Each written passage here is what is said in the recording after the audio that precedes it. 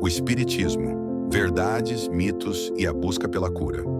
Imagine uma doutrina que desperta curiosidade, mas também enfrenta preconceitos há mais de um século. Uma filosofia que não impõe crenças, mas convida à reflexão. Uma religião que busca respostas além do véu da matéria. Esse é o Espiritismo, um tema envolto em mistérios para quem não o conhece, mas profundamente transformador para quem o vive. Desde seu surgimento no século XIX, com Allan Kardec, o Espiritismo foi mal compreendido por muitos. Para alguns, trata-se de algo sobrenatural, perigoso ou até mesmo contrário à fé tradicional. Para outros, é apenas mais uma religião entre tantas.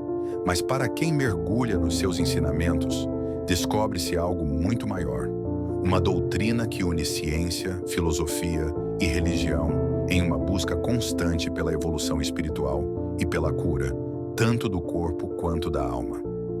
Os mitos e os preconceitos. Um dos maiores equívocos sobre o Espiritismo é a ideia de que ele prega a invocação de espíritos de forma irresponsável ou que se baseia em rituais místicos. Mas a verdade é bem diferente.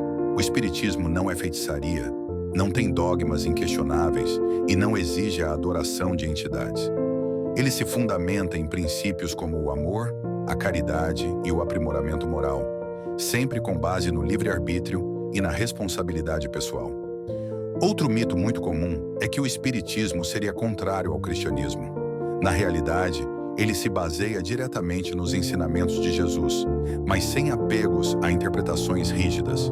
No Espiritismo, Jesus não é apenas uma figura histórica ou um ser divino inacessível, mas o maior exemplo de evolução moral e espiritual que a humanidade já conheceu. Seus ensinamentos sobre amor, perdão e humildade são a base da doutrina. Também há quem confunda espiritismo com práticas religiosas afro-brasileiras, como a Umbanda e o Candomblé.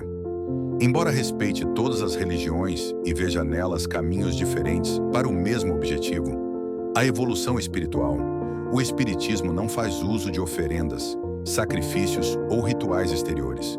Sua prática principal é a reforma íntima, ou seja, a transformação interior baseada no autoconhecimento e na prática do bem. Espiritismo e religião. Mas afinal, o Espiritismo é uma religião? Sim e não.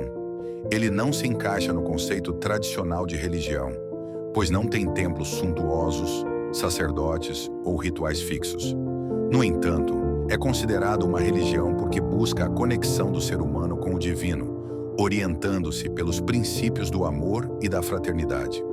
O Espiritismo também é uma ciência, pois estuda os fenômenos espirituais com base na razão e na experimentação.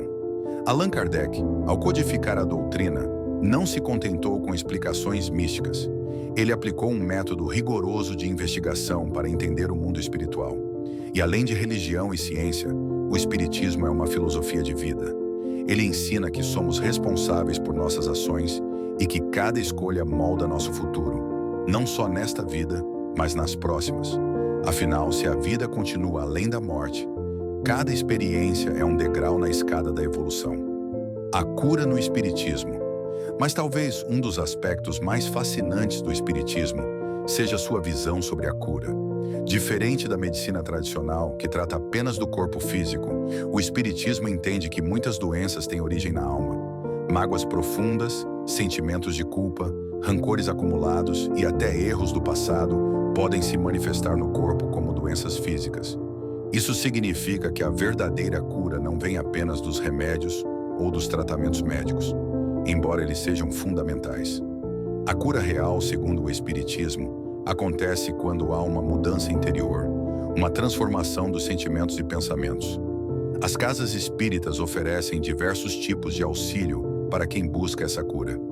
Passes espirituais, preces, água fluidificada, estudos e atendimento fraterno são formas de tratamento espiritual que complementam os cuidados médicos e psicológicos.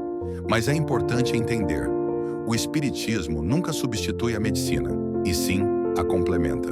Além disso, a doutrina ensina que algumas doenças podem ser provas ou expiações escolhidas antes da reencarnação.